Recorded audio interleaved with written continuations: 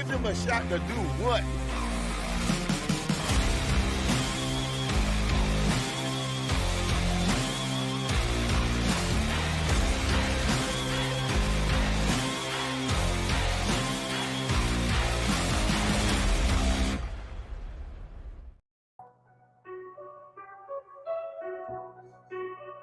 This is your Elimination Chamber post show. I am Jeff Martin alongside with the trendsetter Brian Berger. We are the Jersey Wrecking Crew, and you're watching HSP on the Give Shot Network. Follow us on all our social media at iSpot Podcast. Make sure you stay here and make sure you hit that notification bell so you don't miss a single episode of HSP on the Give Shot Network. And if you can't watch us, listen to us on all podcast platforms. iTunes, on Apple Podcast, on Spotify, anywhere you can listen to podcasts, you can catch HSP Trendsetter. Now, things are a little bit more clearer. Well, a little bit, but we are now on that road to one more stop, and that is WrestleMania. But first, your Elimination Chamber post-show. We are brought to you by Bucked Up Energy, the most amazing tag team partner in the history of HSP. That's right, Bucked Up Energy. Make sure you click the link below after the show. You're going to see it and hit HSP1 for your code. Get 20% off all Bucked Up Energy. We're talking about supplements. We're talking about clothing and gear. That is Bucked Up and the partnership with HSP here on the Give Shot Network. Trendsetter, what is going on, man? That's it. One more stop, WrestleMania. But I don't know about this show, dude. Lots to discuss here. Only 4 matches once again, and then we've had an unveiling, so to speak. But Trendsetter, how you doing, man? How's everything? We buried ourselves out of the snow. We're back here doing this chamber post show here with the good people of the Give Shot Network. How you doing, man? I'll honestly say I wish I could say it. I could be doing better, but I'm not. It's just the fact that we talked about it the last show we did. We had a mystery episode that never went out, unfortunately. That's my fault. A lot of technical issues there. But the main point was that this road last year was very lackluster. And I feel, unfortunately, we're dealing with the same scenario here where it's just very lackluster. From a show standpoint, okay, we'll dive into that in a little bit, man. But listen, I was hoping that after this Elimination Chamber, things would be a lot more clearer. Again, naive of me to think that, right? But not in the sense of terms of looking at stories and matchups to be set up, because now we kind of have an idea where it's going. We're going to discuss that. But, man, any excitement, any feeling you would get like, oh, man, I can't wait, let's say, is not there. And it hasn't been since 40. Again, I'm not trying to compare it. Definitely apples and oranges here, man. But that's probably the thing that's disappointing me right now. I think there's going to be a lump of coal in my stockings, Jeff, because this is my Christmas coming up, WrestleMania, and it really feels that way right now. But let me ask you this question, right? At the end of Elimination Chamber, it was all over. We got the final result, which we're going to talk about, though. What was your feeling? Was it making you psyched for WrestleMania, or are you still kind of shaking your head like, really? Like, this is what we're doing right now? I wanted to say is this about this lead up is I think that they tried this PLE. I think they tried, but they just cannot get it jump started. And there's a lot of factors to it and a lot of interesting things that I've heard on the IWC chats and all of those kinds of Those are always interesting. Oh, well, they were really on point today. But little things that I've kind of taken and made notes of why this is the way things are. And let's just first start out that is the quietest I've heard Chicago in a long time. Now, it's not the All-State. We know everyone loves the All-State because of that roof, that it just bounces back and they can hear it. This is the United Center. This is over 20,000 seating capacity for this arena, and they have not been there in about 20 years or so, going back to the infamous SummerSlam where it was Bret and Owen in a cage. So they haven't been there since '94. So it's a while. But dude, there is just no energy in the crowd, and it starts with the energy from the crowd, dude. And I think that what's happened is that I believe that the WWE has priced out the regular fans, because I believe there was over 17,000 people as far as tickets went, and that there's about maybe 800 left. And then when we get the capacity crowd tonight and they record a sellout and it's about 19,346, I believe what they said on the post show, um, something's wrong here because it's just not the same vibe, dude. Atlanta, Georgia for Raw, not the same vibe. The Yum Center in Louisville for SmackDown this past week, it's just not the same vibe, dude. Yes, some matches they still get excited, but there is the pulse, trendsetter. The pulse is not there. I mean, it is you're barely hearing things, and I think they've priced out their normal fans. They've obviously priced me and you out the last two WrestleManias. We had a thing where we would go and we would go because we love professional wrestling, just like we loved going when AEW was in its inception. We loved going to those all outs and double or nothings. We enjoyed that. They didn't price us out, but we just we're transitioning to different things, and we were always WWE fans, and we always had that WrestleMania kind of tradition. And then it was fun. You made you made a weekend out of it. You planned a whole trip. You got to visit a different Good old city days. every year. But Yeah. now it's back in Vegas. Just the atmosphere is different because it's not the same fans, the diehards, the ones that want to go. Listen, it'll always be there for Brock Lesnar guy. It'll always be there for John Cena Jack guy. It'll always be there for them because they can. But like the people, the normal people, the common man, as Dusty would say, it's just not made for the common man anymore.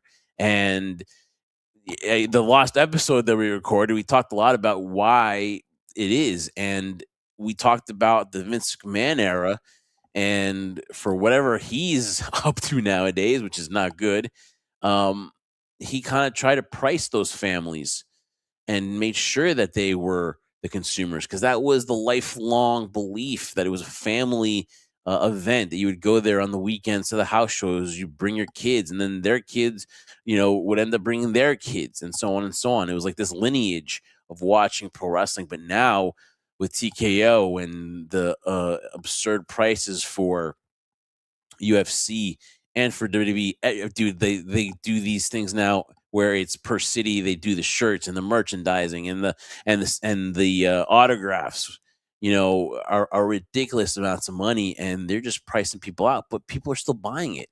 So you're attracting a new kind of fan, the novice fan that wants to be there. And when you look at the crowd, yeah, it's great to have lots of people, stars, and you can point it out on your show. Let's get really real quick, Jeffy. You're going on a great rant here, and I want you to keep going though. But let's be sure, let's be clear about this, right? Yeah, there's a lot of stuff. The fact that they're pricing the way they are, the fact that everything is so to the point you're saying they're pricing out the common man, right?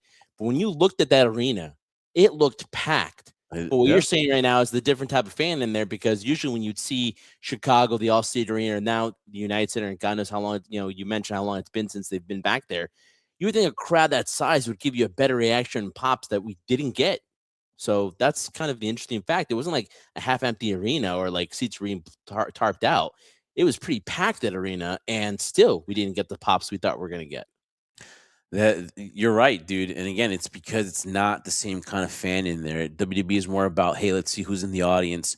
Let's see the Giannis Antetokounmpos. Let's see the Yachty's in there for the 100th time at a WWE event.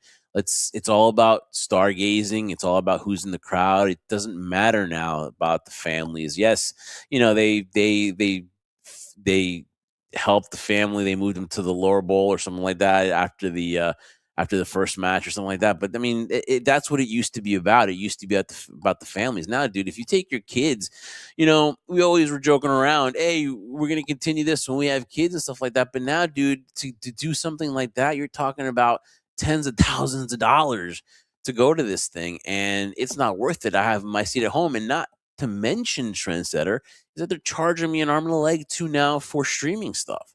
So it has become very pricey, not only in WWE, but also the NFL and MLB and all these things that have the streaming services. And when you think about where it began with Vince McMahon, right, and the WWE Network, how times have changed. So I think times have changed, dude. And that fan, if they don't fix this or they don't adjust, they're going to lose that fan, dude. It's going to be about the casualness. Now, Chandra, here's my thing to you. Do you think they care? Because we're talking about the common man, right? but they're still paying those absurd ticket prices, dude. We're watching there, and we're like, we can't believe there's only 4 matches. How do you justify yourself being there for 4 matches? I mean, that to me is insane. So if you're paying $240, that's $60 a match. If for 4 And that's or 240 without the fees that go in and buying them online as well. That's 240 exactly. flat, and we're not adding the charge fees you get when you're going on Ticketmaster or StubHub or anything like that. That is insane. That is an insane amount of money, dude. And do you think they even care? Do you think that with the money they're charging, they're just trying to get people in there? It seems like, and the post shows that the fans are there, it seems like they're yelling and stuff like that. So why are they not doing that when they're in the crowd? I don't see it. Chicago is a loud place, dude. I mean, and It's a wrestling town. it is the wrestling town. Yeah. You know, it is the place where everybody wants to wrestle at. And I love the United Center. It's a beautiful arena, and just the vibes, and especially because it was our first time back there in 20 some odd years, right? And I always made the case, I want to see it at the United Center. I remember one time we were with Bruce Pritchard, we were doing that Conrad thing, and he's right there. And I asked him, hey, how come the United Center you haven't gone back there in a long time? And the answer, whatever, union costs or something like that, or they just loved the vibe of the Allstate, whatever like that. They went back there, and instead of a festive thing, it was like just going through the motions, dude. There were times, man, when even when AJ came out, Trendsetter, it was there was really not that crazy thing going. Not AJ Styles, yeah. Yeah, AJ Lee. And then the same thing when CM Punk and AJ were there together, and it was a huge moment. The embrace, double champions. I didn't go that crazy. The only huge thing to me was the CM Punk entrance to the Chicago Bulls theme, to the Sirius by Alan Parsons project, and to me that was about it. Nothing real. And Randy Orton, obviously, you got to pop in too. But dude, the place was quiet. Well, like you said before, you can't justify putting in 4 matches like that and charging the price that you're charging in terms of WWE and TKO. So that goes without saying, because you just can't justify that in terms of, like you've said to me several times when we're watching, like you like there's no way I would ever pay the amount of money that we just mentioned to go to an event that only had 4 matches behind it. So do I think they care? Honestly, I don't, because I try to see it from 2 different perspectives. Obviously, you're talking about it, and I see it from the fan standpoint that guys like you and me, the common man, I'm not going to try to do the Dusty Rhodes voice because I'm just going to butcher it, are priced out, because we're no longer, as I mentioned before in the past, when I used to be really frustrated with WWE and would, with a passion sometimes, and you'd be telling me to calm down. I have to come to the understanding too. I'm not within that demographic anymore. They're not trying to appease to me. Sometimes they'll give me little nuggets and Easter eggs that will appease me as a fan, a wrestling fan, but I'm not their demographic. In terms of that, in terms of comparison of what they're doing, the pricing and how they're doing it in terms of charging what they are, you just said it as well, to the point of they're still buying tickets. The only way this could ever be reversed is if that arena was half empty, ticket sales didn't go, and they had to tarp off certain places, and this happened at a consistent level. That's the only way TK or WWE would look at it and say, listen, we have to do something now because this isn't working. But they're filling out those arenas, like you said, the anticipation of the United Center, and we looked at the crowd. It wasn't like in Saudi where like there was lights there on the backs of the seats, so you didn't know whether there were people in the building or not. And that was kind of like a weird effect where you didn't know, is it half full, is it half empty? You don't know. Here it was clear from the visuals we saw as they did the 360 around the arena, that place was packed. So it begs the question to me, like, then why aren't they responding? Why aren't they reacting? It kind of, to me, tonight, Jeff, really felt like the crowd was just waiting. They were waiting. They don't want to get too excited, or maybe I'm looking too much into it, but they were just waiting for something, whether it be the box of the crate, which is another thing we're going to talk about as well, or, could Punk lose the title, or could there be a surprise situation in Elimination Chamber where there is a Hail Mary, or let's say an upset of upsets? It really looked to me like the crowd was waiting on something to happen.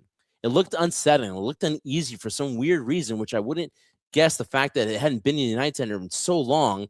You have CM Punk, Chicago's own, born and bred in that building. You basically had the power couple, like you said, and nothing.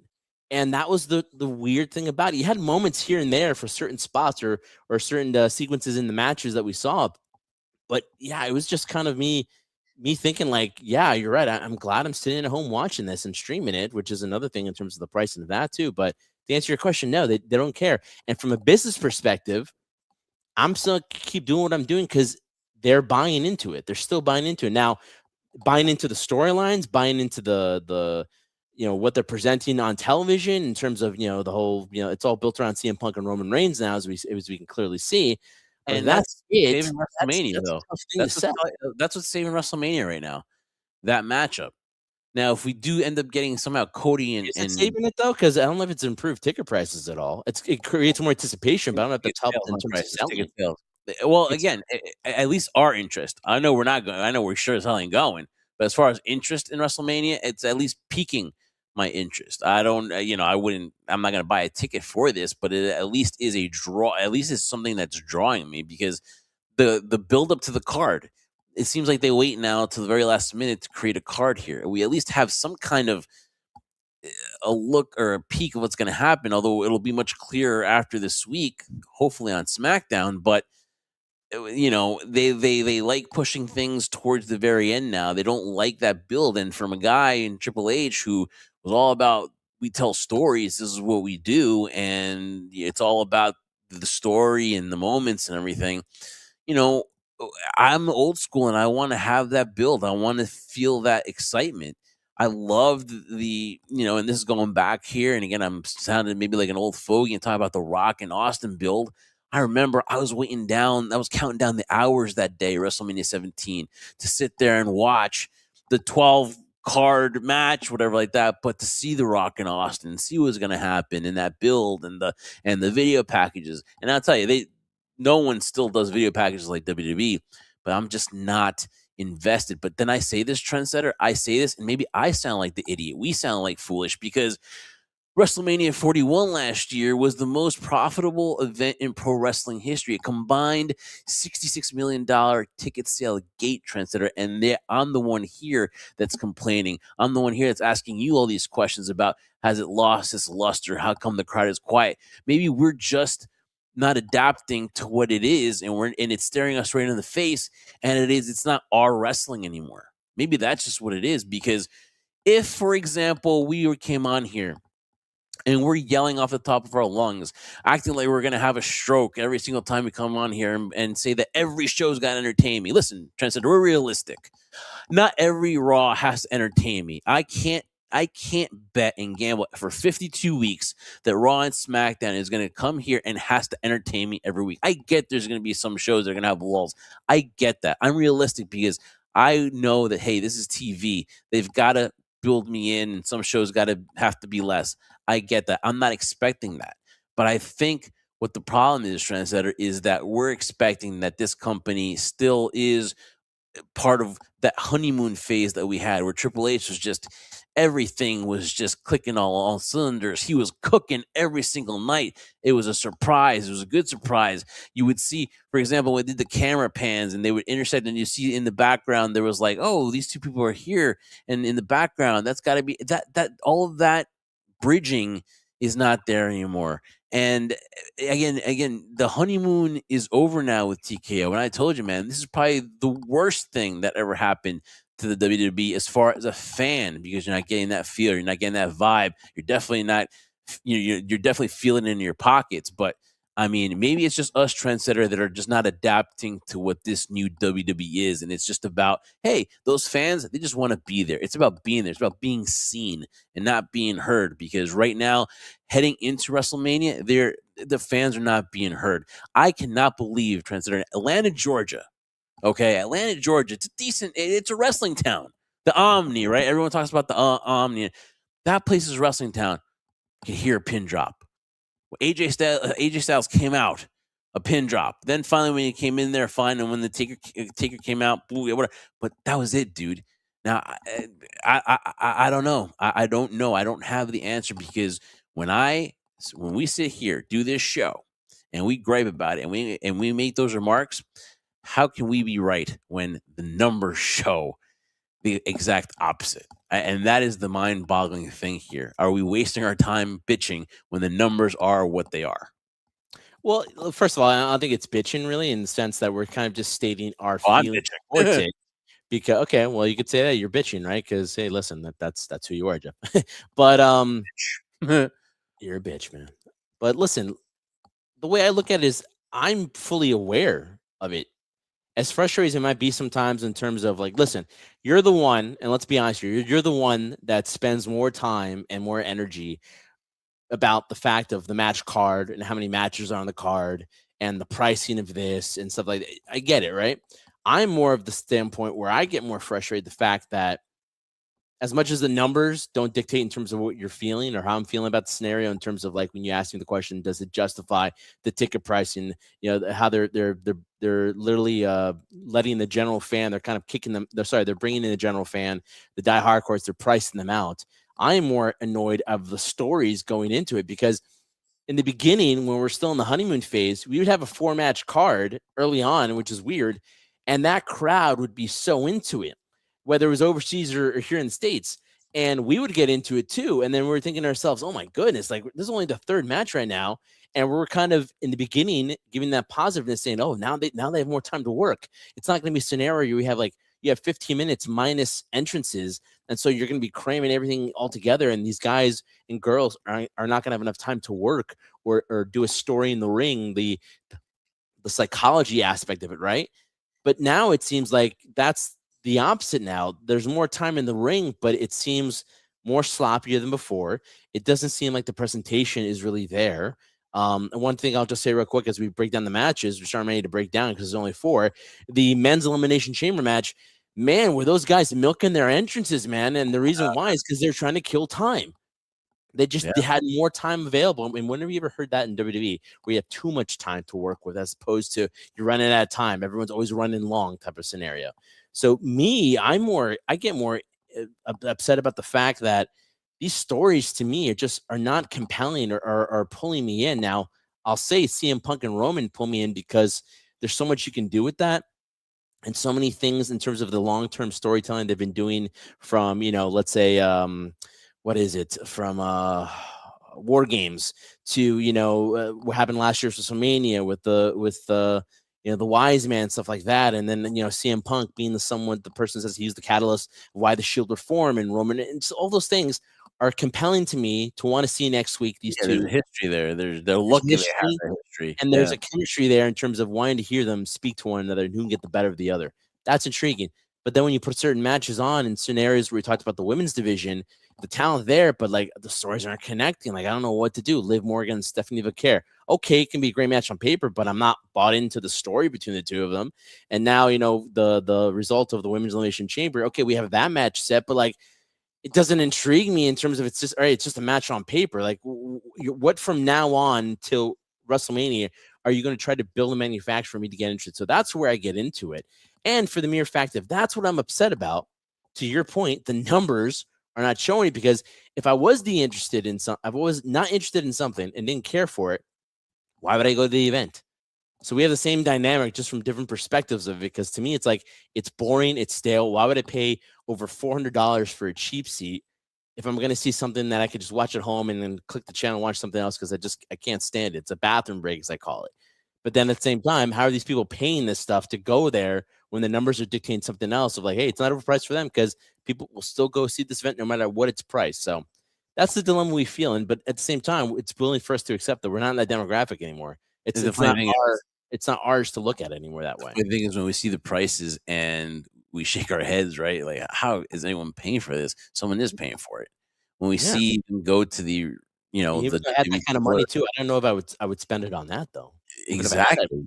Exactly. I've never been one of those people that I have extra to waste, right? Would I love to do it? Yeah, and I would probably splurge on something that I love, like WWE. But you got to be realistic, dude. And some of these people just can't. But when I see the merch sales, when I see them have all this success for the meet and greets, which are crazy amount of money, dude, and yet they buy the belts, they buy the all that stuff, dude, and WWE markets themselves very well. and it seems like WWE now is more about, hey, it's a cool place to be, more than like, hey, this is cool for a family of 4 dudes, that wanna come chill and do something they've been doing for like 10 straight years, and now being priced out of it is insane. And like I said, we're gonna try to cover and to the point, dude. We try to come here super prepared. We try to watch as much of the wrestling shows as we can. But dude, sometimes SmackDown to me has just become background noise, and I'm like, okay, and I turn my head when I have to, and okay, do I have to listen to this? I'll keep an ear out for this, but I'm not glued to watching. Yeah. One of the things that kills it too is picture-in-picture kill stuff. Picture-in-picture is one of the worst things ever. They don't know how to pick a right time, when to go to break, when to do commercials. I get they have to pay bills, but it's obscene. And the flow of these things, dude, you have 4 matches, but then between interval matches, you're killing the flow. You're killing that excitement. All that energy that I just spent, I want to spend it with another match. But no, you give me another 15 minutes to calm down. I'm going to be fought for the next match because I just came down from a high. So that's another thing too. But hey, the numbers don't lie, dude. And as long as they continue to do this, so be it. That's how it's going to be. But it's going to kill the mood for wrestling fans. Like us. Sorry. And that being said, just real quick, guys, if the members of the crew that are on this live stream with us, guys, you've heard our opinion, you've heard our feelings and our take on it. What do you guys think? We always want to interact with the members of the crew on this live stream, on social media. We posted it out there. What did you guys think of the Crowd Elimination Chamber? And also at the conclusion of Elimination Chamber, are you excited for WrestleMania now? Or are you not? We want to hear from you guys. So don't hesitate to reach out. We'll read your comments here and we'll react to it. So definitely please interact with us, guys. Definitely, because we love coming on here live and talking to you guys, members of the crew here on the Give Us a Shot Network. It opened up Trendsetter Elimination Chamber 2026 with a women's Elimination Chamber match. And all I got to say, was it better than last year's? I don't think it was better than last year's, but with Rhea Ripley losing the tag team titles the night before on SmackDown to the Irresistible Forces, is that's what what Nia Jax and Lash Legend are?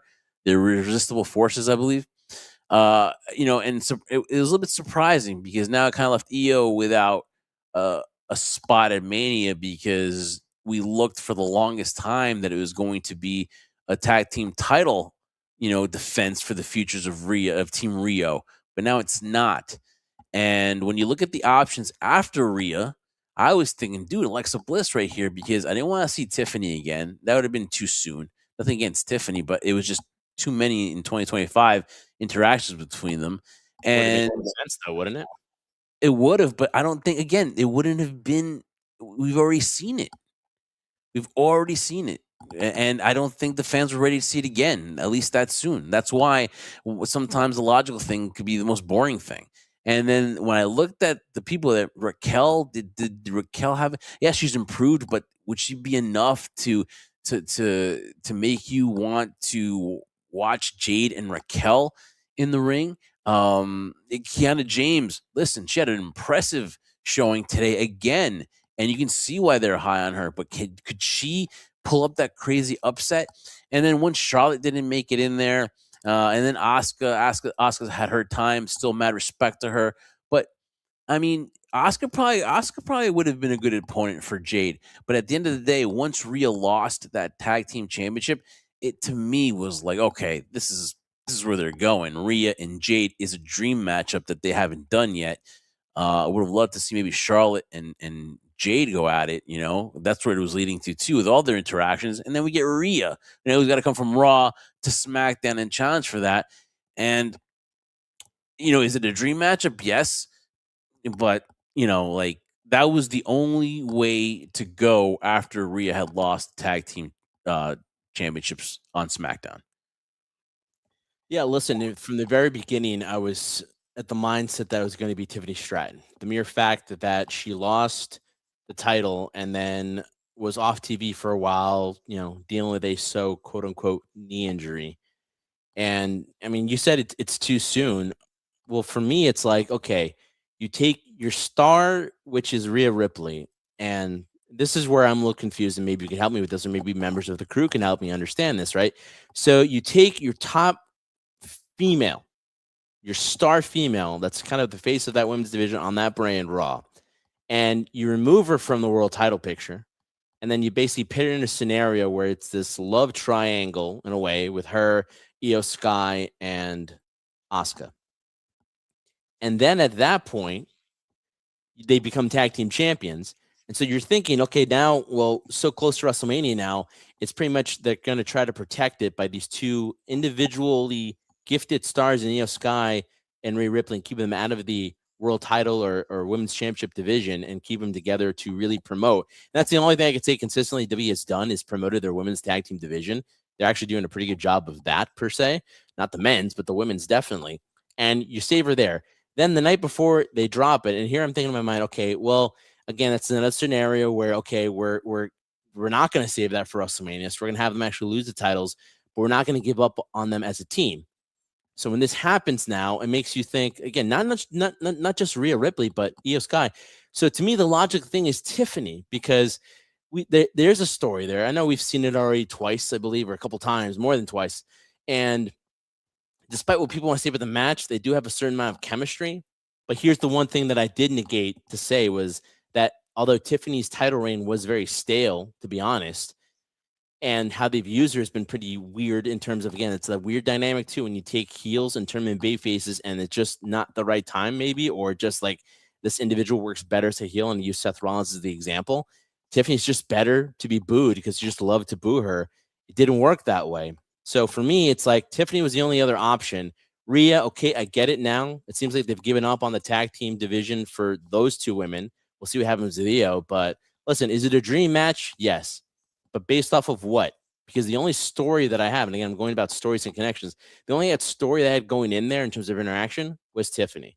Now that that's it, we'll see what happens to her. It's a dream match on paper, but there hasn't been enough interaction between the two to get me interested. So from a match standpoint, just looking at these two on the card, should be good, right? Because you think Rhea is amazing and hopefully she has some chemistry with Jade, but that's all it is right now. So that's why I didn't pick Rhea in this sense. But congratulations to Rhea back in the world title picture or WWE women's title picture. So will you miss her going to SmackDown if she does win the title, or she'll spend more time there going to WrestleMania? So you kind of take it off of Raw. I think she'll still be on Raw, but she's just going to show up on SmackDown now. So RIP the brand split. That's done. They're never going to go back to that again. There's just too many people now. There's so many people, and now the ratings that are the way they are. There's no way they're going to there's no way. Those days, the brand split, which I wasn't a fan of, and I hated everyone that defended the brand split, like guys like JBL, who was like, well, you can make stars here. No. I want to see star. If I'm going to SmackDown show, I want to see the Raw guys. I want to see the Raw guys on SmackDown. I want to see their interaction. The only titles to me that honestly right now, the way things are, the only titles that should be merged together are the tag team titles. We don't need two tag team titles in the WWE right now. We need just one for the men's. But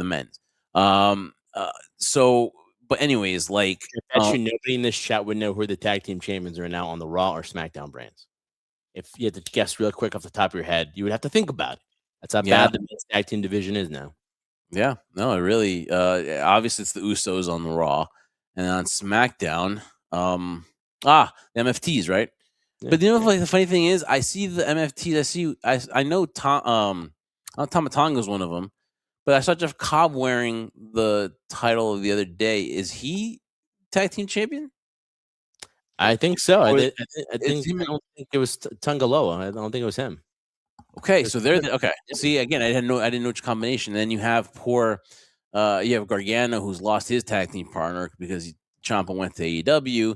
Then you have the Motor City Machine Guns, who have been just they're going to say Motor Missing Machine Guns. Motor Missing Machine Guns, more like it. They have for a while. Yeah. They're like probably, what the hell did we do? We should have signed with AEW. And then you have Hector Garza and Humberto Carrillo and Angel Garza. Just where are the Street Profits nowadays? Well, obviously, Montez Ford gave birth, so he's trying to lose some pounds. So I don't know, dude. Again, that tag team division, dude. I don't know. But again, for Rhea Ripley, I just think she's going to end up showing up she'd do double duty. She's going to go on Raw and SmackDown back and forth and stuff like that. And then we might see maybe Jade come over on Raw and stuff. But listen, as far as the match, it's intriguing because of the sizes of Rhea and Jade, of course. Listen, this is a big step up for Jade. Okay, because Rhea has done what she gets underrated for is that she adjusts or can do any style in the ring. You saw it with Julia. She did that strong style, and how about this though? And this is why I love Rhea. She is very good at selling for you and bringing out your better attributes. She, to me, got people buzzing about Julia in just 1 week because you saw that strong style, and that's what people know Julia from. Whether it was good or bad, and they didn't like that kick to the head, and whether they were bitching about Julia, people were talking about Julia that week. And she does this. She has an amazing way to make you look good. This is going to be the ultimate test for Rhea Ripley if she can do this. And again, nothing on Jade because she's to me, I don't think she's been the issue. I think her booking has been the issue and how they don't have more opponents lined up for her. What would this be, like her third title defense in this whole over 180 days as champion? So I don't think it's her. Yeah, so it's more on the booking, but this is a huge step up for Jade. This is really going to be a huge test for her. And here's the thing, too, Trendsetter. When you have someone like Rhea and you have Jade, I would have thought that okay, maybe Charlotte would do the honors for Jade, or maybe even if Alexa Bliss, doing the honors. Do you really see Rhea losing to Jade Cargill at WrestleMania? It's tough. You're in a slippery slope here because if Jade loses, then this whole title reign has been like, it has been forgettable. It's tough. It's tough. Sorry, in terms of going that, she's only really had one official title defense on TV, Jade Cargill. Right. That's crazy. Only one televised title defense. So, dude, I mean, do I see Rhea putting her over? Believe it or not, with the amount of enthusiasm they have for Lash Legend, for example, the amount of enthusiasm they're having now for Jade to put in this position. Listen, you and I went back and forth saying that this whole babyface run for Jade, to me, wasn't working. Now, she was protected by being with Bianca, and I think that tag team duo, imagine if that tag team deal was back and Bianca hadn't injured and broken her finger. That, man, for that in the tag team title division, that would have been epic to watch as well, or to see that continue a little bit on as Jade became more comfortable in the ring and then could pursue singles, a single career in terms of going for the title, which she's not the champion. But that attitude she has as a heel just works for her. So it makes it an intriguing match. But I think the way that they're looking at it right now, I hate to say this, I know a lot of Rhea Ripley fans are going to try to kill me over this on the internet, because I'm supposed to keep her name out of my mouth for some weird reason, is I feel right now it's going in that direction. Listen, I've never seen a scenario, and I can now officially say this under this regime, where we've talked about booking, but if you have a star like Rhea Ripley, and then she did the scenario where she won the title off of Charlotte Flair, a somewhat passing of the torch in a way, and Rhea was skyrocketing, and then it seemed when she had that shoulder injury, it just hasn't been the same. And I think personally now, WWE's looking creatively, looking at Rhea as that she's always going to be dependable. She's always being that person you can depend on. But I already think they're looking towards the future in a sense. And not that she's a stepping stone of any sort, but I think they're more concerned of trying to make these newer stars over these established ones. And I think, unfortunately, that's the scenario we're going to deal with right now, because it would just be hard for me to imagine, this is just me, Rhea Ripley on SmackDown. I think I'm more linked to her on Raw. Would he benefit SmackDown? Yes, definitely have her on there too. But if you've done so much work to build up Jade, and you kind of want to have maybe similar to what the run she had in AEW when she was women's champion there, or she was a TBS champion. How can you have her lose at WrestleMania? It would have to be the fact that Rhea would have to sacrifice herself for it. So listen, I'm already booking WrestleMania as we're talking about this, but that's the way it is. We'll see as the weeks go by. I hate using that term, but it's true, how they're trying to book this in terms of the interaction between the two. But it'd be hard pressed for me to believe, one, that Rhea would put somebody over like that in terms of they're just looking at her to give her more credibility. But for Jade to lose at this stage right now, when they've put so much emphasis on her to make her this champion, and for it to just go away just like that, that'd be tough to watch. I don't know if they've kind of protected her from getting in the ring, and it's been more like, hey, let's protect her here heading into Mania. But I mean, I don't know how good that's done when now she got to step up in competition with Rhea, though. So again, it's hard for me because Rhea should not be losing. She should not have taken the pin on Friday Night SmackDown. That was weird, and I guess it just made her feel more. I guess to make her feel more like of an underdog heading into the Chamber. But dude, once she lost that, you knew that she was going to be the favorite to win at the Chamber, and now she is, and she's going against Jade. And then for Jade, just even thought of her to lose at Mania, the championship, just like that, being only her second defense on TV, then that would make the title reign pointless to me. So it's going to be interesting what they're going what they do. And I didn't even think about if Rhea Ripley were to go to SmackDown, then they would basically kind of be breaking up Io Sky and Rhea. Do they want to do that? So we'll see what happens. We'll see where we're leaning to as we head closer to WrestleMania. I believe is now 6 weeks away, and that'll be here before you know it, dude. This year is passing by.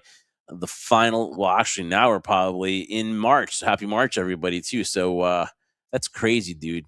March already, but WrestleMania will be here before you know it, though.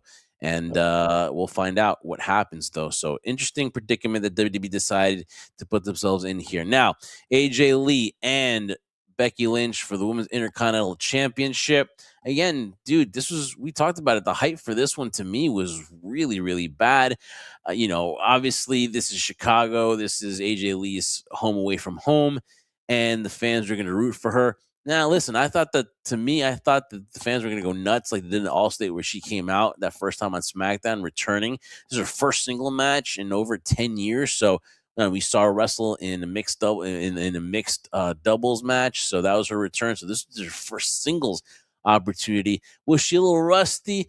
Yes. It was Becky, doing some weird stuff and it looked kind of like discombobulated for bits of the matches, yes, but we kind of, in trying to do predictions here, we just didn't see a way where AJ Lee would not walk away as the Intercontinental Champion, and she did. And obviously, they interjected the beef between Jessica Carr and Becky Lynch to add to it. What happens with that, we'll see. But AJ Lee then that's an interesting story. I don't know where they're going with that too. In terms of is it more for comedic relief? Is it really going to go somewhere? Do you think? Well, I mean, Jessica Carr is a wrestler, so it'll be see. Maybe they'll do a Raw or something like that to add to the storyline. But again, the build-up now. Obviously, Becky's is going to want to come back and get her Intercontinental Championship back. They're gonna, the fans are gonna yell, "You tapped out," or the fans that care, whatever. That'll definitely be there. And then Becky will just do Becky weird stuff, and awkward and it's I don't even know what it is. I don't know. Like in the last episode that we recorded last week, I mentioned that Becky is so far removed from the man character now that this is to me like I think it's kind of hurting her legacy.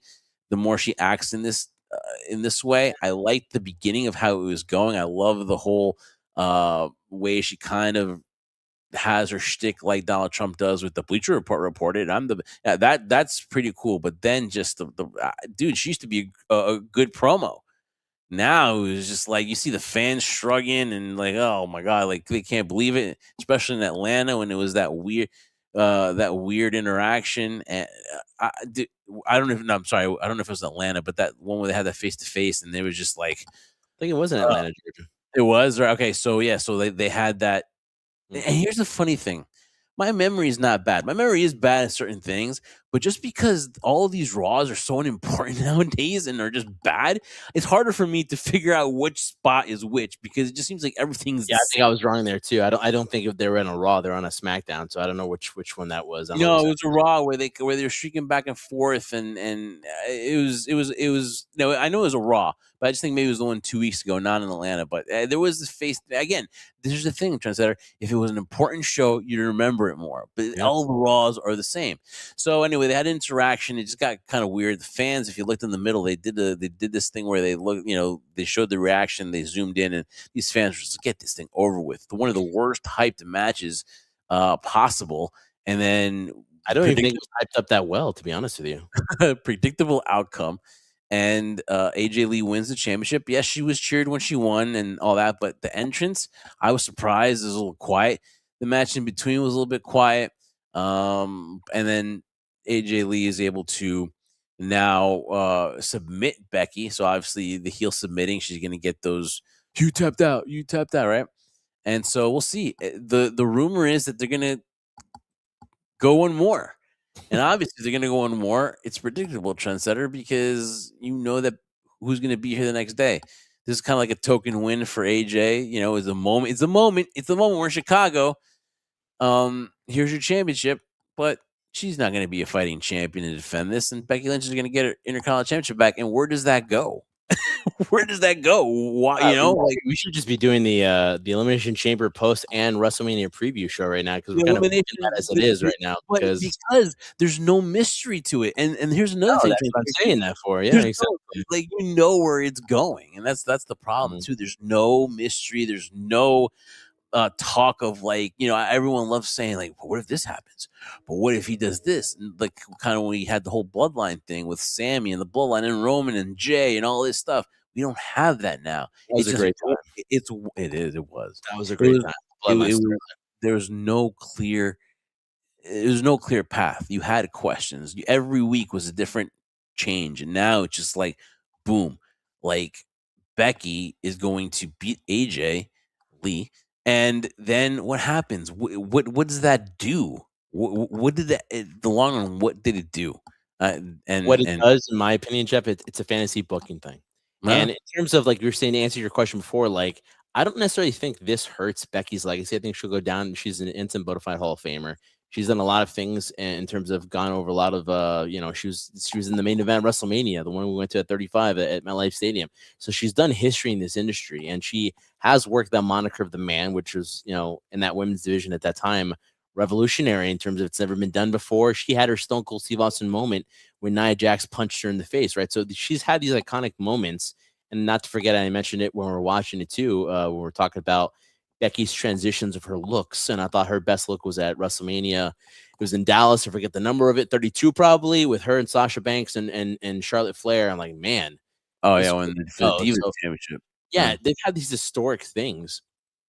And I don't think it hurts her legacy. I think it just hurts her run here. And if it's true what they say on Unreal, and this is her final contract, so this is like the end. It's amazing. We talked about John Cena, AJ Styles. And Becky Lynch has been very influential in the women's division as well, part of the 4 horsewomen, whether you like Sasha Banks or not. Integral part of it that she has more days behind her than she does ahead of her. We know the ending will eventually happen at some point sooner than later.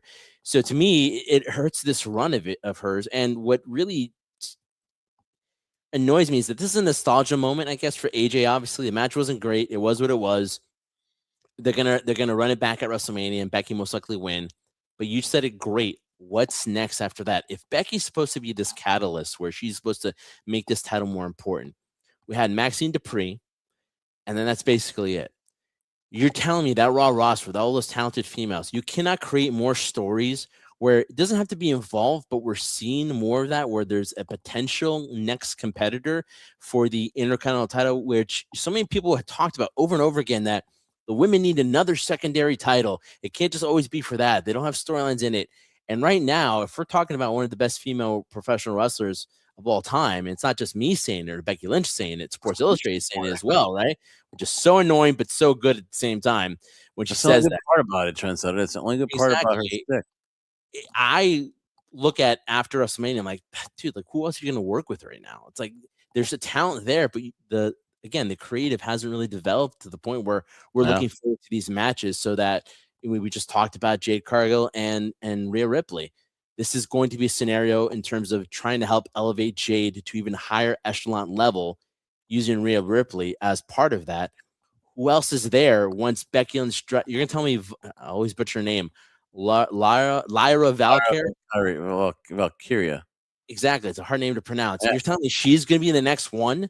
We've seen it before. Well, we've seen it. Yeah. It's like, and for her to be the champion, okay, I've seen, but like, was it going to be Bailey? Maybe, I don't know. But again, there's nothing in the background that after this is over between AJ and Becky, who knows? Maybe it goes to third match, because maybe it'll be a rubber match and Becky will retain again there at Backlash. Who knows? I'm booking already way ahead. They better have some plan going on right now, because that title reign is going to come to an end at some point. And right now, if you're not using Becky Lynch to your full potential right now, then you're kind of missing out. And that's more a creative issue than me in terms of booking's been terrible. I will say this about Becky, and that is that maybe perhaps her act is maybe a tenth of it better than Chris Jericho's learning tree. That's where it's going to me. And the farther the weeks go, the farther. And you talk about legacy. No, she has her legacy. That's for sure. When we're talking about, the consistency of giving top-notch stuff, that's going by the wayside, because this stuff right here is just it's not good. Not gonna lie to you. So You're being nice about it. I'm being nice, but again, it's like Becky Lynch's shtick and Chris Jericho's learning tree shtick, just a notch below, and They that's said his name during the show. They said did. Chris Jericho. We Chris all Jericho. turned around. Anyone hear it? Did you hear it? Okay. Well, and I'm pretty sure when you heard that, you thought someone was coming out of the box, and you thought it was going to be. Well, we'll get to that. Then after that, trendsetter, we got Finn Balor and CM Punk. While the match was good, it was good, trendsetter. It was. What we're gonna think about the most is CM Punk. It'll probably go down as one of the greatest WWE entrances of all time. Of all time, because trendsetter, it was one of the best entrances of all time, dude. I can't do that, Justice Live. But think about this. I love you, Liv. Don't we all? For him to come out in Chicago, to think about where this guy was 4 years ago to where he is now, and WWE just throwing him all the flowers, dude. A show in Chicago dedicated to CM Punk. It was a love letter to CM Punk from Paul Levesque, from Triple H. This was, we love you. We appreciate you. We thank God that you haven't gotten injured, because you're right now one of the few people that are carrying this company on your back, and that is CM Punk. And for him to come out to Sirius by the Alan Parsons Project, that famous Chicago Bulls, brought chills, man. I thought 90s basketball, Bulls, Knicks, I thought all this cool stuff. I got to reminiscing. So if you were at least in your 40s in that building, you had to pause for a moment and you had the flashbacks of all those Michael Jordan entrances from North Carolina. And then you had the voice of Ray Clay, dude, the amazing PA announcer for the Bulls in that era. Just amazing, iconic. Dude, you spotted it out. It was Ray Clay. Dude, it was amazing. And then after that, you get to the CM Punk cult of personality. He comes out, dude. He's wearing his Chicago red representing the Blackhawks. He was wearing a jacket with his tribute to Larry the dog, who passed away last year. And dude, the guy was going to win 100%.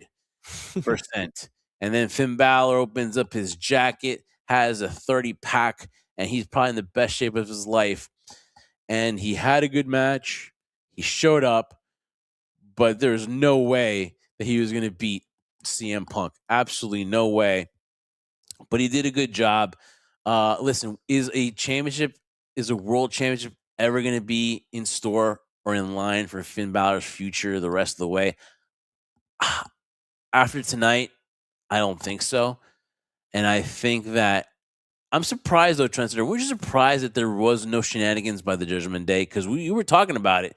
We're talking about Dominic will interfere, and then he'll cost Finn, even though Finn told him not to stay back. No JD McDonough, no Raquel Rodriguez. They all stayed, and they kept their word. They stayed in the back. Are you surprised that there was no shenanigans by the Judgment Day?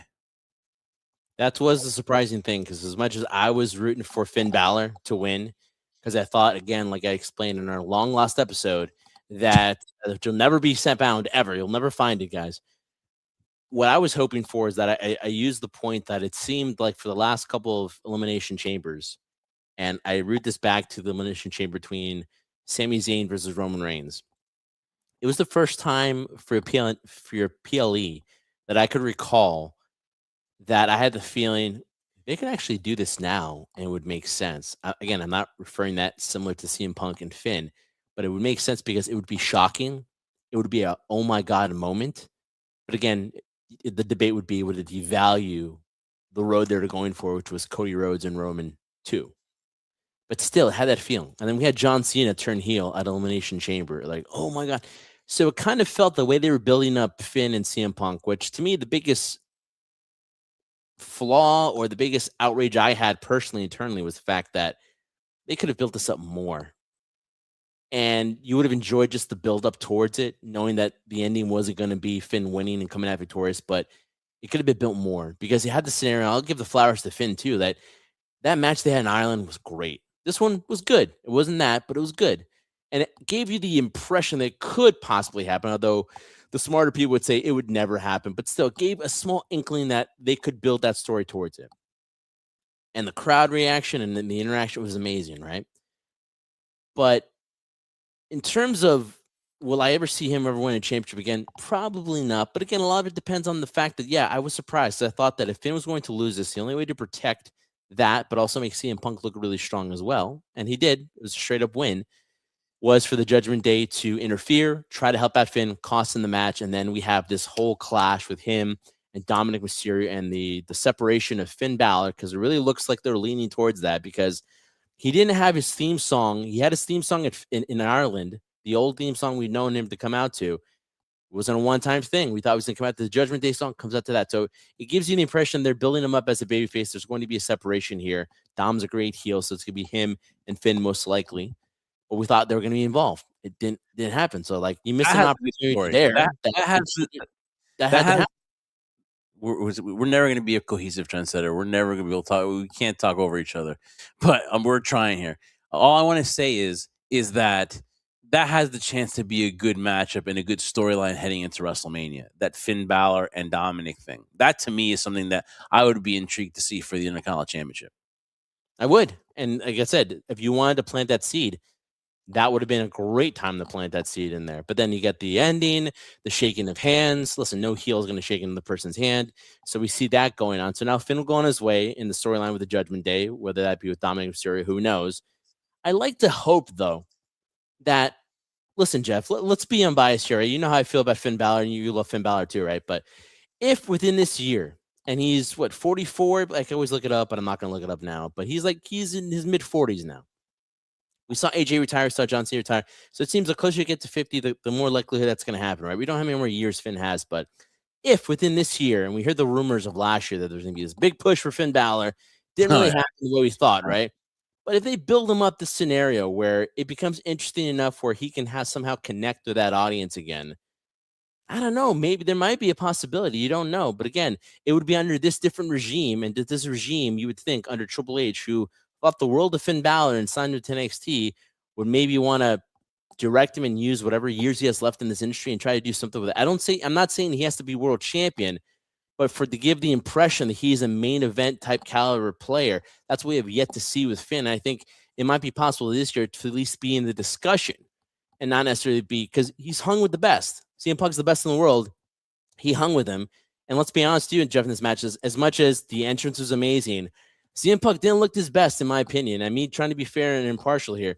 He didn't look his best, and it really was Finn carrying him, because at the end of that match, and we all know your great friend Roman Reigns mentioned it during the broadcast after the match was over. He was tired. Finn Balor, who was more tired, CM Punk or the crowd? CM Punk looked winded. He looked blown up. He was like, holy crap. That was a lot. And Finn was jumping up and down like nothing happened. So I think that was a great step for Finn. Hopefully it leads to more, but let's be honest. There was never any doubt CM Punk was going to win this match. It was going to be some type of shenanigan. It was going to go against Finn Balor. So the right person won. And now it's leading to an altercation on Monday Night Raw between Roman and CM Punk. And that's the one thing. If I have to look forward to anything on Raw, it's going to be that altercation between the two of them in the ring. Boy, and then CM Punk, did his face look like he took a beating at the hands of Finn, man. If you didn't think he was in a rough night, it was definitely showing at the post show. And I give kudos to CM Punk, because while he does look beat up and he does look tired, he also kind of looks rejuvenated after that. To come off this high, where to me, when he looks back, he's probably gonna realize this is probably one of the greatest, maybe his top 5 nights of his whole career, because this was, like I said, it was WWE, it was Paul Levesque's love letter to CM Punk, because they had the show in the United Center. He was heavily promoted, as he should be. He's the champion. It's his hometown. But he's just CM Punk, Chicago hand in hand. Those video packages, all the touring, all the media.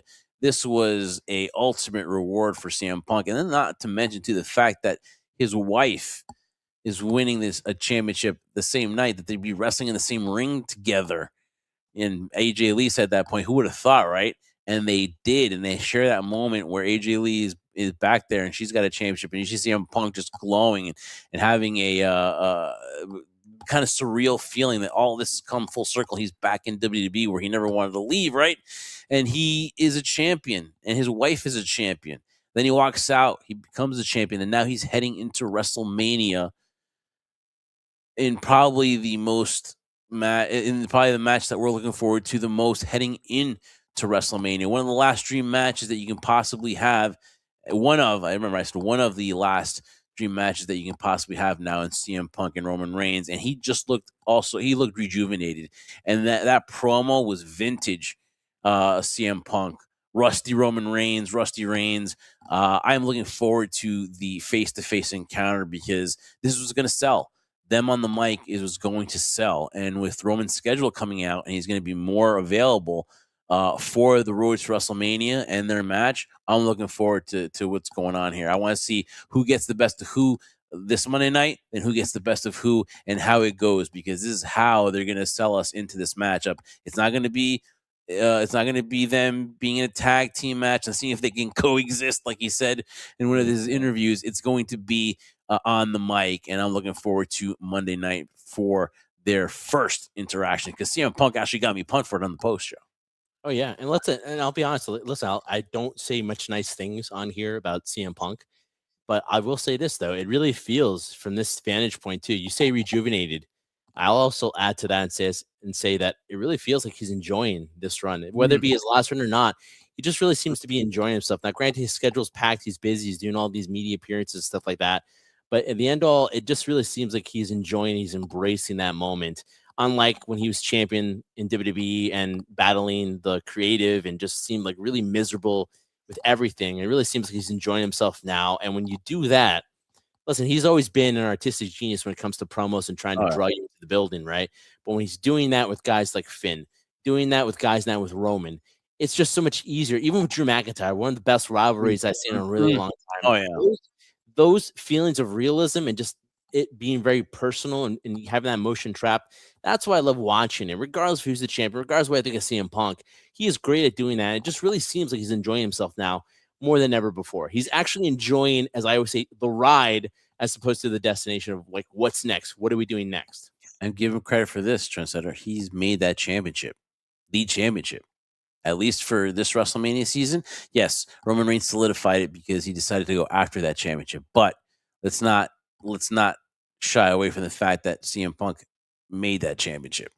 Roman Reigns solidified it with him challenging CM Punk, but only CM Punk could have done this for that championship, Trendsetter. We kept saying, oh, this is a secondary championship. Oh, this is the Workman's Championship. Oh, this will never, as long as, Cody's around or whatever, that Undisputed Championship is going to be the championship. That other championship, CM Punk's changed that. That is the championship now. That is the championship right now, and it's around the waist of CM Punk. So kudos to that, and for Roman Reigns solidifying it. And now let's see if they can solidify the build up for this, because I'm super excited for their interaction. I wish I could say the same thing for the rest of Raw, but I am, for one, looking forward to Monday night, Roman Reigns and CM Punk, the build up. All right, Trendsetter, I don't know, man. This one is going to be, I don't know how we can be nice about this one or try to sugarcoat this one.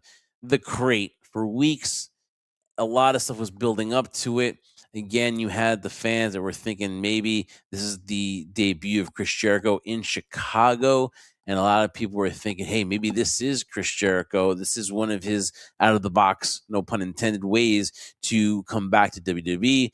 Or maybe it was Triple H coming out of the box saying it's a time for a new era. Something was going to happen, either something stupid or something that was going to be a moment maker. What we got was something in between. I'm not going to be too down on it, but obviously the speculation was that Danhausen, who, if you watch AEW and you watch Independence, it's a cute little gimmick.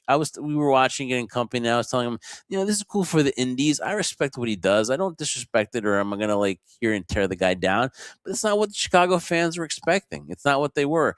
And when he came out, it was a little weird. And I was like, wow, after the championship match, this is what we're going to get. Nick Aldis and Adam Pearce prying that box open. We got a coffin come out. And even to the very end, I thought they were swerving us, man. I thought they were swerving us. And then you had little Danhausen, his female dancers come out, and then he comes out. And I think for a split second, the crowd cheered, and then they were in disbelief that this is what we got.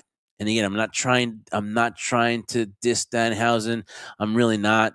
Respect for what he does and how he's gotten over that. He's gotten a WWE contract. But here's another love letter to Phil, because there's no doubt that CM Punk played a major hand and Danhausen being signed. And so kudos to him that he got his wish. And now I don't know how they're going to work this, dude. I don't know if Triple H is going to get bored in 2 or 3 weeks or what. You could maybe see him interact with, R-Truth or be put in a funny segment here or there, but it just not what the crowd wanted, and very underwhelming reveal for that crate. Could have been more, but it wasn't. I don't know what that was. I told you it was the equivalent of Survivor Series. Don't know what year, with the magical egg out there, and you're expecting the debut of somebody. I know the Undertaker thought it was going to be him. Thank God it wasn't. It was the gobbledygooker, and this was this 2026 version of the gobbledygooker. And I don't say it to be offensive to Danhausen. I like Danhausen too. I do. I'm not trying to be offensive to him. But what I'm trying to say is how you destroy expectations for something like that. This is a lot raw of people. Yeah, a lot of people were thinking Chris Jericho. A lot of people were thinking a debut of something else. Or like you said, Triple H walking out of the crate and saying it's a new era for the utmost 15 millionth time, right? It was just something that, I'm sorry, but I could have seen that on a Raw. I could have seen that on a SmackDown. I didn't need to see that at Elimination Chamber. Now, a lot of people probably defend, say, oh, well, it's just a debut. He didn't, he was in his gear. The entrance or the theatrics were kind of interesting. It kind of reminded me like of what's that director's name? A Tim Burton type of thing. Where you have all these things coming out, and you're like, what makes absolutely no sense. And then what really sealed it for me, honestly, was the fact that when it was all done, the music was done, and the dancers were done, and you heard the curse, Danhausen, the weird music behind it. It was all over, and the lights went dark. That crowd, listen, the Chicago crowd is known, whether you make it or you don't, whether they like something or not, kind of like the Philly crowd. As quiet as they were for the entire show, they didn't let anything stop them from showcase their disapproval of something like that. Of like, what the heck was that? Booing it. I don't care how much you want to edit that and post. I'm sure if you watch it on replay, you won't hear the boos, but they were booing the crap out of that in terms of like, why? Again, I didn't need to see that on Elimination Chamber. I'm naive enough to believe it would have been Chris Jericho because we so badly want to see Chris Jericho back in the WWE in some capacity, right? But it wasn't the case. And so it was what it was. I'm not going to try to, shit on it, but it's like, it wasn't good. I love Danhausen. I think he's really entertaining and funny. But for that, like you said, it's probably a love letter to Phil. And for the mere fact that I want to be Phil Brooks' friend. 90% of the show is a love letter to Phil. Exactly. And he got his way here with the signing. And obviously, listen, they'll sign people, but obviously he had to get a thumbs up by Phil. He probably be like, this guy. And again, this is something for our SmackDown, or maybe you could have, but just the placement. And again, this is not Danhausen's fault. He's put in a situation where the fans are expecting something else, and they do this. So I think it's kind of set up to fail right away. And Triple H has these things where he'll say and watch, look, just the Royce Keys dude shows up at the Royal Rumble, and now we just got to watch his interviews with Stephanie McMahon, and it's like Triple H is like, yeah, we got a plan for you. Do this, are you ready? And then all of a sudden he's gonna be missing for 2 weeks, and then all of a sudden he's gonna reappear, and it's just right now though. Here's the thing: it's WrestleMania season. Do you think Danhausen is gonna get TV time on Raw or SmackDown, whatever flavor? Maybe SmackDown he'll show up on. But do you think right now in WrestleMania season it was ideal to debut him when TV time is going to be used a lot for the people that are going to be booked on the card for WrestleMania? This is it, man. This is it. This is the one last stop is WrestleMania. So is he going to get that airtime? Is he going to get that time to fully get the experience of Danhausen? That's all I'm going to say on that too, because already we've gone maybe 3 minutes too long on this. But again, just a peculiar placement of where they wanted to debut Danhausen. Through no fault of his own, I think he's going to be set up to fail. And I hope I'm wrong. I hope there's a place for him, but I just didn't think it was at the Chamber after a World Championship match, after CM Punk winning and that crowd going crazy. Or maybe they just if there's a place for him, if there's a place for him, it wasn't an Elimination Chamber. That's all I got to say. All right, in terms of the men's Elimination Chamber, now this one may have saved the whole night if you go by what everyone's thinking, because this one was the meat of the whole show. And listen, I don't know how to take the Logan Paul showing, because you can say that, hey, this was it was set up because he was on a roll. He was so close to mowing everyone down, and then the masked guy, which was Seth Rollins, ended up stopping his momentum. Maybe that's what they wanted to do with it, but man, it was just he got booked way too much to look good in spite of Javon Evans and Trick Williams, which I think should have been there longer. And then Trendsetter, to me, the biggest talking point out of this whole thing is not what happened with Drew and Cody. It's not Randy going for 15. It is, to me, just this unbelievable way where LA Knight can just not get past any, you know what I mean? Like, the fans, to me today, listen, I want to see him on Raw, be like, I think today the fans just threw up their arms. I think they were like, dude, what's the point? We can cheer our asses off. We can do whatever. But it's just not going to happen. I want to see LA Knight show up because now I have no idea what LA Knight's going to do. And I'm fearing that he's the one that's going to come out and challenge Brock in his open challenge. I hope it has to be Oba. All right? But this would set up LA Knight to fail again. But, Trendsetter, this to me was where I think this was the turning point. I think this was where the fans were like, all right, it's never, because not only did he lose to Logan Paul, he saved it. Give him credit for that save that he made on top of the rope and everything like that. But still, to me, that surmises LA Knight right there. That something's going to happen to prevent him from ever being a top echelon guy, no matter how much the fans push it. Triple H doesn't see it. Yeah, clearly. I don't think I needed Elimination Chamber to prove that. I don't think there's anything that. Listen, did I have some hope and belief that if it wasn't going to be Randy or Cody, maybe they're going to do a scenario where it was going to be, an upset in a way, and we're going to have the one guy that nobody wanted, nobody thought was the guy, finally get his opportunity at the big one. And then again, I would always talk about the story writes itself in that way, but that's not the case. Listen, it doesn't matter how much they're cheering for him. It doesn't matter how much the crowd chants LA Knight. And I'll be honest, I'm not a huge fan of LA Knight, but I understand the fact that, listen, give the guy a chance. Give him his opportunity here. He had to run for the United States Championship, and then they kind of took that away. So it showcases to me what creative thinks of him, that there is a ceiling on him, whether it's his age, his gimmick. I mean, he's interacting with the crowd, so I don't understand that part of it. So I don't understand what it is specifically, and I don't think LA Knight knows. And if you were to ask Triple H, which the invitation is free for him to come on the show, I don't think he could tell you. Yeah, like he would never be on here. Oh, they know. Listen, they know. He would be able to tell you either, Triple H, why LA Knight isn't at that next level that he needs. They know. I think they don't. I think they look at the audience and they read and listen to the pop, and I think that they don't understand why. To be honest with you, I think they look and go, what do they see? That's what I think. And I think, though, as far as my question to you is this. I think tonight, though, I know Triple H knows it. I think management knows it, but I think tonight, I think the fans understood. Tonight, I think the fans threw up their hands in the air, and to me, out of frustration, like, we're wasting our time. This is not going to happen. I am interested to see out of anything besides Roman and Punk. I am interested in to see what is in store for LA Knight on Monday. I want to see. I think I think this was a turning point, and I think the fans tonight, they breathe a deep sigh of throwing their hands up there, like, oh, and I think they may have just washed their hands of it.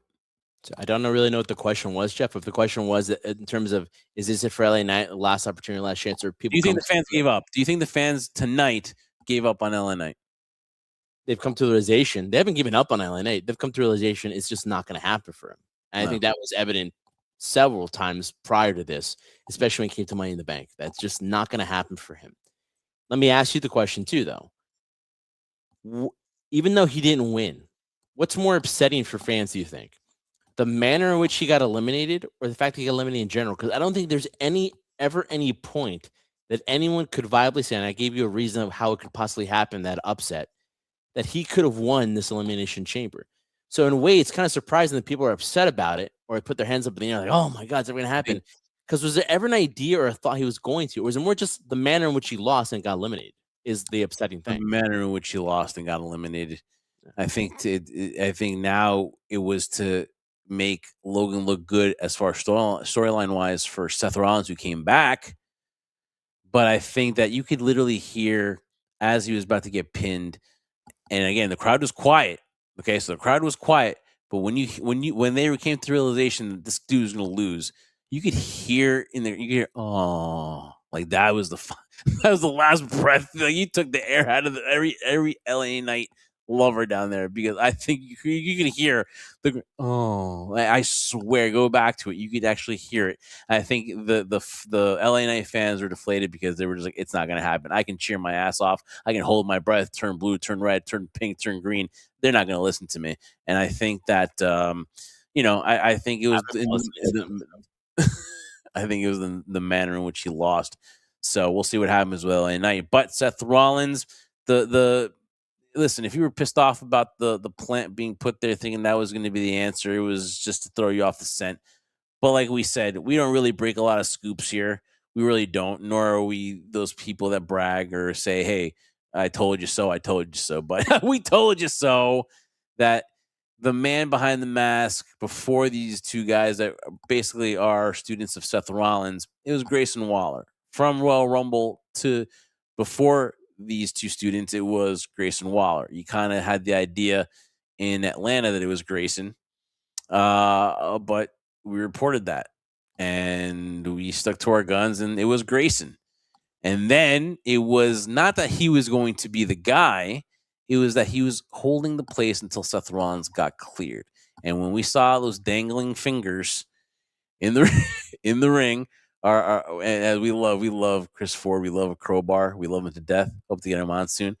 Well, me and Brian got a little inside thing between us. Huh? You said soon, like what do you mean soon? No, we hope to have him on soon. Like the invitation's always been there. I know. Oh, okay. Yeah, I know. Whenever, it's busy healing people. But like I said before, Jeff, the dangling fingers of Seth Rollins are not the same as we love you, Chris, because those are Seth's fingers that he was born with. Chris unfortunately cut his fingers off, and they grew that way. So that's the reality of the situation. So let's not offend right here. But anyways, we could tell that it was Seth, and it was Seth all along. And I never doubt to be somebody else. And the funny thing is too, like you made a funny thing about the vision. Can we call it the vision or a glimpse? Because now basically Seth is now facing a glimpse of what's left of the vision. Because what are we gonna get? What are we gonna get here? We're most likely gonna get Logan Paul and Seth Rollins at WrestleMania? What are you talking about? Or do you maybe see a tag? Why would they built him that strong? Or do you see a tag team match? Who's gonna tag right now? Logan and Austin Theory. No, I know those two. They're the only healthy people, unless Austin Theory slips in the shower and tears his ACL or something like that. Not that I'm hoping for something like that to happen, but who's Seth going to tag with? Well, I give you two options: Chris Jericho, Karrion Kross. One is LA Knight. Sorry, one is LA Knight, and the other one maybe Bad Bunny. Oh man. Could you see Seth Rollins and Bad Bunny versus Logan Paul and Austin Theory? That's a possibility. I wouldn't say that's far-fetched. Logan Paul has been talking shit about Bad Bunny. There was something there. There have been talks, right, that Bad Bunny is interested in coming back to WWE. But my thing is, it's just, if that's what we're going to get, whether it's LA Knight or not, you're right. I think LA Knight might be the one leaning towards Brock Lesnar, in my opinion, because I think as much as people want to see Oba, I don't think we're going to get that. They want to protect it for some weird reason. So if it is Bad Bunny, for example, that would make sense. That would draw people. Oh my God, Bad Bunny. That'd be a lot of pressure on Bad Bunny, though. The mere fact that from his last match, which I don't even remember the math in my head and how long ago that was, with Damian Priest, man, that's a lot of time and a lot of pressure. But again, intriguing enough. Intriguing. I don't know if it was 2 years ago. It seems longer. That would be intriguing enough, to be honest with you. That's the honeymoon phase of WWE. Yeah, that would be intriguing enough to sell that with Logan and Bad Bunny, and then you have Seth and Logan. Sorry, no, it would be then Seth really against Austin. Whatever. It'd be intriguing to watch. Well, yeah, yeah. Because the whole beef would really between, as much as there is history within the Vision, or in this case the Glimpse of those guys, I think the Logan Bad Bunny feud going back would be interesting and entertaining in itself, unless I don't know. I think Jelly Roll is good enough for a WrestleMania moment again. Again, he looks good, man. Jelly Roll looks amazing. Jelly Roll and Seth, because Jelly Roll has some issues with Logan Paul too. He's a third of what Jelly Roll used to be. Congratulations to Jelly Roll. And I think we'd be talking about Jelly Roll tonight, but yeah, man. Like, you threw out Bad Bunny, I had to throw in Jelly Roll.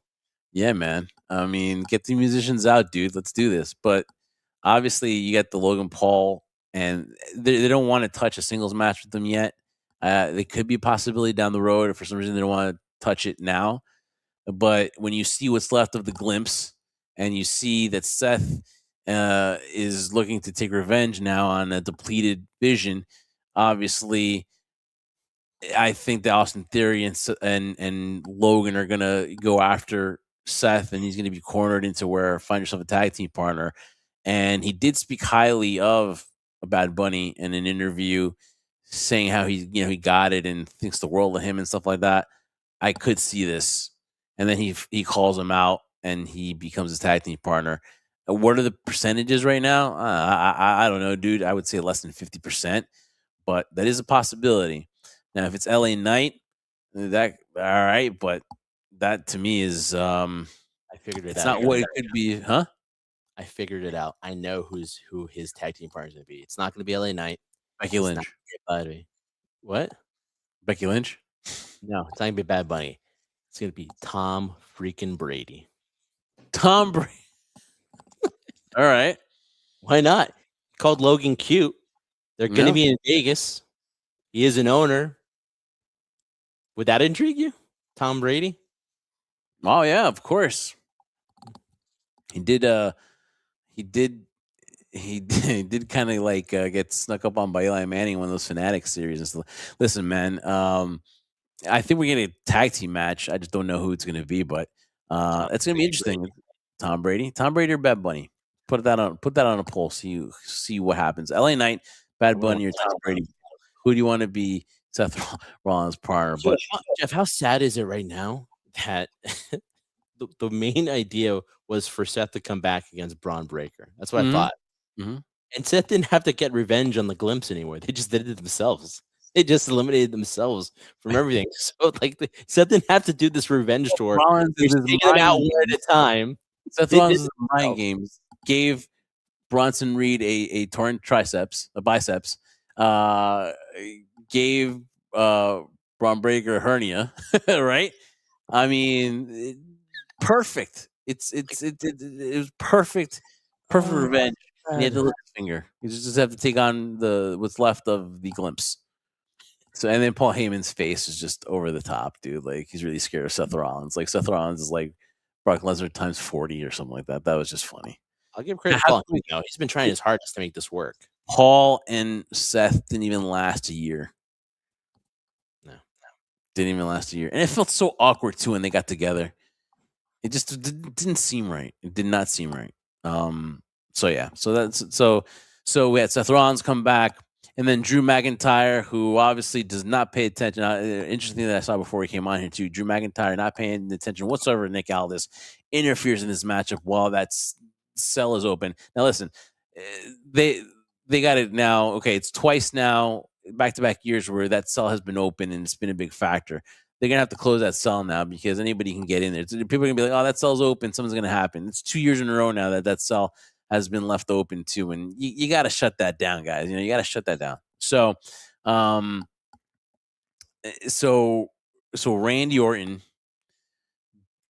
takes advantage and he RKO's Cody, which Cody can't bitch about or he can't be crying about because he had told Sammy that he capitalized on his opportunity. So Cody can't be upset that Randy RKO'd Cody because then he'll be a hypocrite, right? And so Randy wins and he's going for 15, but it pissed off Nick Aldis so much that he has to give the Golden Boy, the QB1, a championship match opportunity against Drew McIntyre at SmackDown. Would this happen for anybody else? I don't think so. But QB1 gets his championship opportunity at SmackDown. What do you think, Trendsetter? Because we've talked about Drew being deserving of this title run, but is the temptation too much not to go with Cody versus Randy Orton for the championship one-on-one? Because that is another dream match that we've been asking for. Maybe it hasn't worked out the way you wanted to lead up to this, but to get Cody and Randy one-on-one at WrestleMania, would it be too tempting to take the title off of Drew on SmackDown? It would be tempting. It really would. Until that announcement was made, I was thinking, okay, it's going to be a scenario where Cody and Jacob Fatu have to figure out a way of getting themselves involved. Maybe we don't get the one-on-one match. I mean, this is something you and I were debating once the match was over. We knew Randy was going to go to WrestleMania to face Drew McIntyre for the WWE Undisputed Championship. But then we're saying to ourselves, how can they now fit Cody and Jacob in this? Or maybe we don't get them in there. Maybe it's a singles match. Is it worth just being a singles match? Because let's be honest, we've seen Drew McIntyre and Randy Orton before. So it's nothing new. It would be good to watch it because then the intrigue would be that Randy is going for number 15. He's the only one right now on the current roster who's close to John Cena in title reigns. So that would be an intriguing storyline going to WrestleMania. Can he get 15 there? And then the question would be like, well, then why are you going to do the Drew McIntyre? He deserves a long title reign, blah, blah, blah, blah, blah. But then when the scenario happened where Nick Aldis, dude, that guy's jacked, man.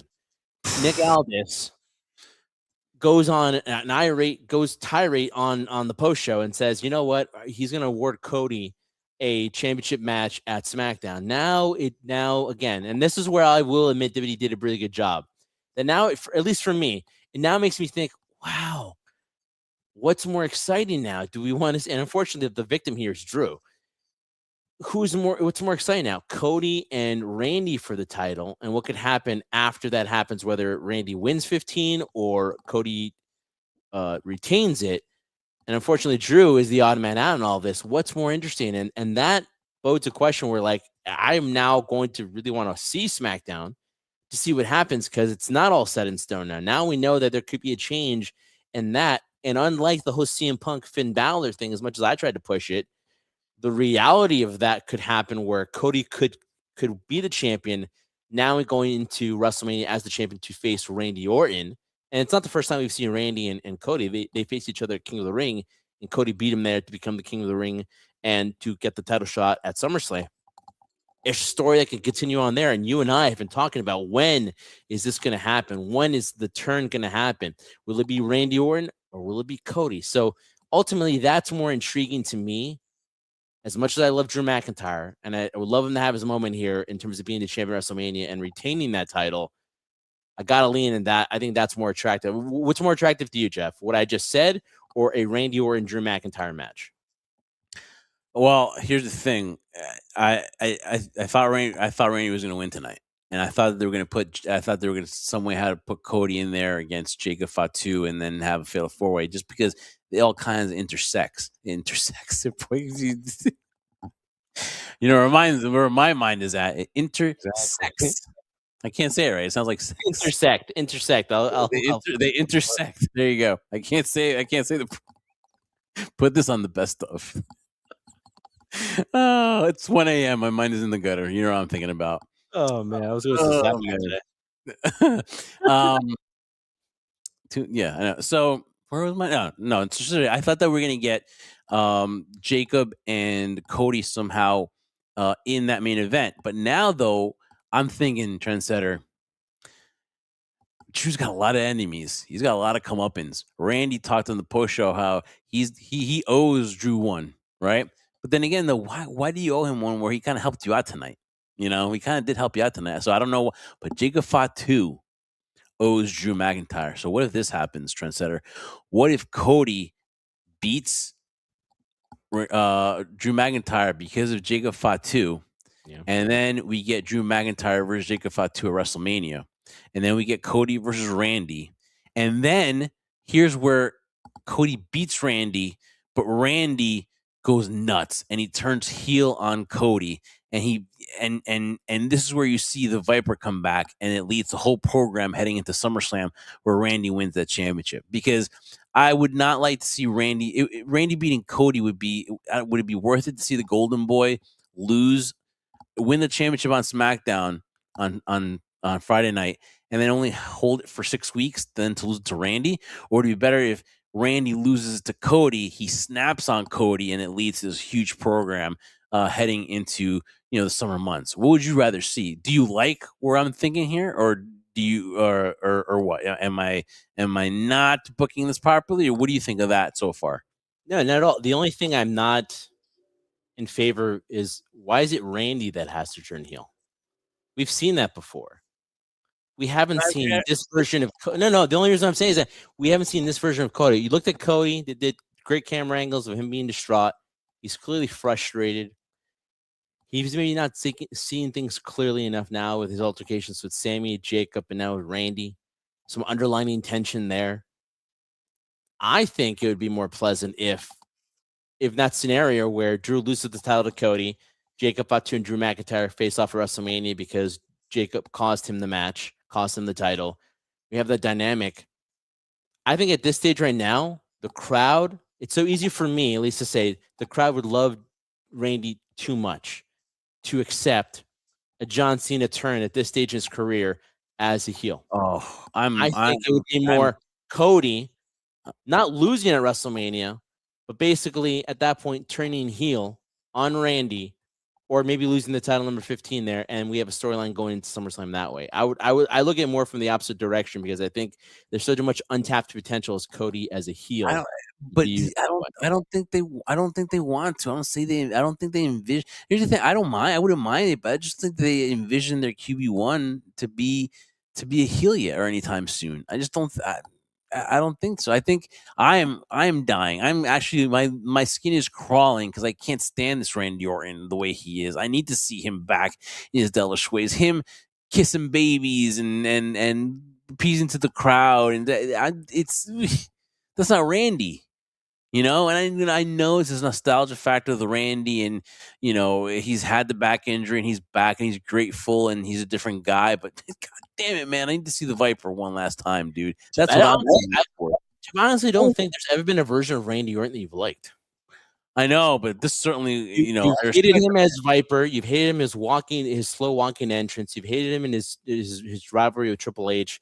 You hate him that you felt prior to his back injury when he was teaming up with oh my God. He was coasting. I know he was coasting with Edge. No, he was coasting. No, not with Edge. He was with Matt Riddle. When he was with Matt Riddle, he's coasting. Oh my stuff. God. I can't wait. Then he's back. Can't wait for him to be back. Now he's not being used enough. And when he's being used, I'm so tired of this baby face. You're right. He wasn't face back then, right? He was a face. Yeah, man. We see Viper Randy Orton. That's only good for a short period of time, though, I would think. Well, it'll last till the summertime. Book it, Triple H. But I think, don't book it yet, Triple H. Don't listen to Jeff. He doesn't. He can't even figure out his schedule, let alone book a show. I can't. I feel you're going to get the same resentment out of it, because they're going to be like, no, we don't want to boo Randy Orton. We want to cheer him. We don't care what you do. And then you're going to have the same scenario. We're going to be talking about this in terms of they screw up the whole Randy Orton storyline because they turned him when people didn't want him to get turned. Yeah, I'd much rather see Randy Orton as a heel. Let me ask you for your opinion, Jeff. Well, then why we spend an hour and 34 minutes then on this freaking show where all I have is sex on my mind?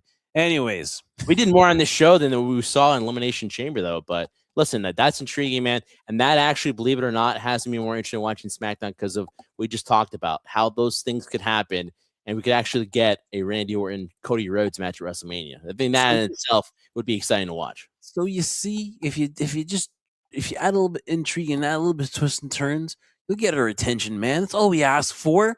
Give me something to watch. On at least I'm going to be looking forward to this Monday night. So I'll be looking forward to Roman and CM Punk. I definitely want to hear what the crowd's going to do LA Knight, because I think tonight they just threw their hands up in the air. Jeff, how cool! I know how cool of it was a moment, Jeff, though, during the post show when CM Punk saw the tweet that Roman Reigns had messaged about him, and he started firing up, and he started almost Reigns. out, man. Yeah, I love yeah. that energy. I love that passion, man. That's why he seems reinvigorated. You know, he seems just like again, like he's ready for this. He like this is something that like he's gonna sink his teeth in, and you're gonna get the best out of CM Punk. You know what I mean? Like you need that interaction. You just can't have CM Punk there speaking to the air. You need Roman Reigns there, and that's why it's important that Roman's schedule is the way it's going to be heading to WrestleMania because you need that interaction, man. I would have loved it if somehow Roman Reigns and CM Punk were face to face tonight. You know, in Chicago, just so that crowd would just feel the buzz. Listen, you gave that crowd everything of Phil and AJ Lee. You gave them everything. You gave them the music, the bulls, all that stuff, man. Just it would have been just great to give them that face to face with Roman and CM Punk. They didn't have to say anything; just look at each other. Or if maybe Roman Reigns just comes out to the stage, out a little bit, and just comes out and looks at CM Punk. It just builds that. But you needed Roman Reigns there tonight because it's right there. You're right there, setting us up for Monday night. That would have been so cool, man. And then SmackDown to get to see what happens with this Drew thing because a lot of scenarios can play out, man. A lot of players in this game, and we'll see what happens, man. But again, I feel bad for Drew that it happens, but sometimes just the appeal of Cody and Randy finally. And are you sure Cody and Randy wrestled before this, like in the last 2 years? Yeah, they wrestled like King of the Ring. Remember, Cody beat Randy at the King of the Ring in order to get the shot at John Cena at SummerSlam. Okay. Here, let me know that you No. It doesn't mean. I just want to make sure because I just feel like I'm waiting for. Oh, I guess we were waiting for like heel Randy to do, to turn and stuff like that. But that's what I'm waiting for. But yes, they were in the King of the Ring finals. Yeah, no, I'm the one that's usually wrong. But I just wanted to make sure because I don't want us to get canceled by the IWC or somebody like that. That's saying like, oh, you guys don't know what you're talking about. You guys have the IWC doesn't pay our paychecks, man. Yeah, my own job doesn't pay my paychecks either. So.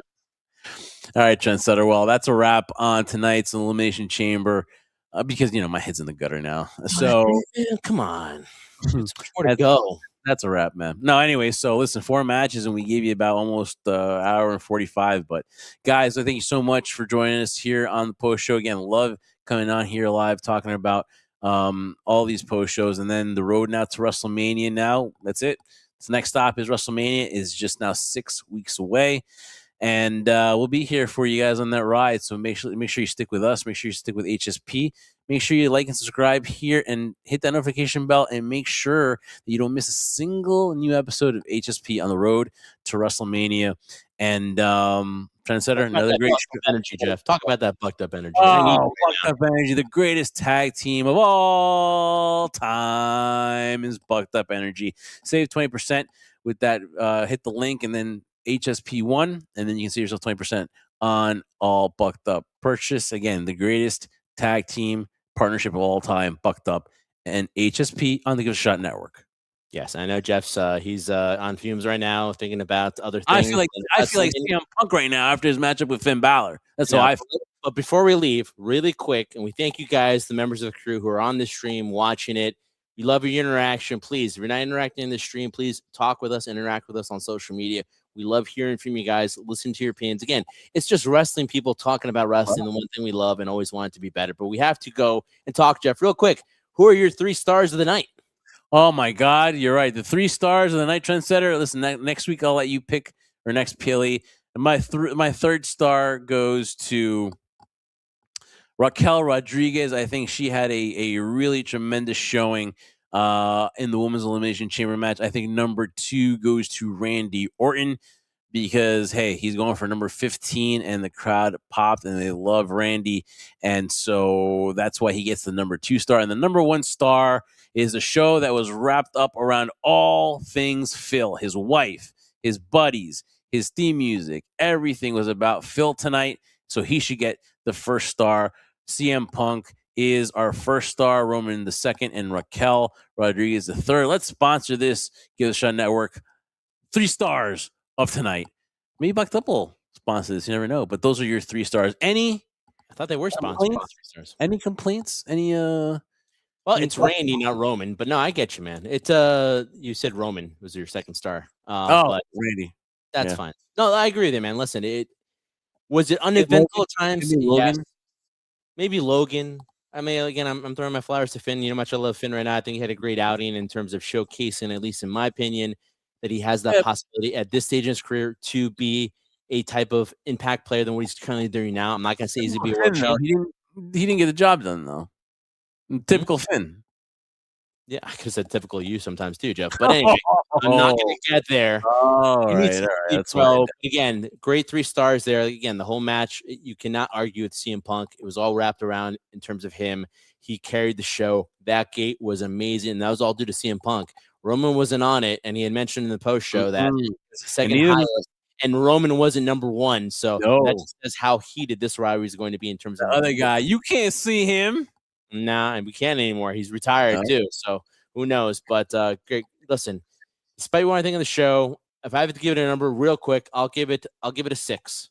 And that's not being mean. That's the fact that it's a 4-match card. It's really hard for me to give it a number higher than that. But listen, we got what we wanted. We saw CM Punk. We know what's going on for the men's title. We know what's going on with the women's WWE title match with Rhea Ripley and Jade Cargill. And now we know, or the possibility we might know, that at least Randy Orton is going to WrestleMania. Will Drew join him, or will it be Cody Rhodes? That's what we have to look forward to. So, guys, thank you so much for this live stream of Elimination Chamber post-show reaction. We tremendously appreciate you guys interacting with us. Like I said, as Jeff said, we're sponsored by Bucked Up Energy here on Gives a Shot Network. So just remember one thing, guys, as the next PLE will be WrestleMania. And I'm looking forward to seeing what happens. You know, right now I am underwhelmed. But let's see if that changes, guys. We'll be here. Coming in April. We'll be in Vegas. Here covering it for you guys. So for my tag team partner, Jeff Martin, I am the trendsetter, Brian Berga. We are the Jersey Rank Crew. Remember, we do this live stream, these episodes. Everything we do here is for one reason and one reason only. We do this for you, the crew.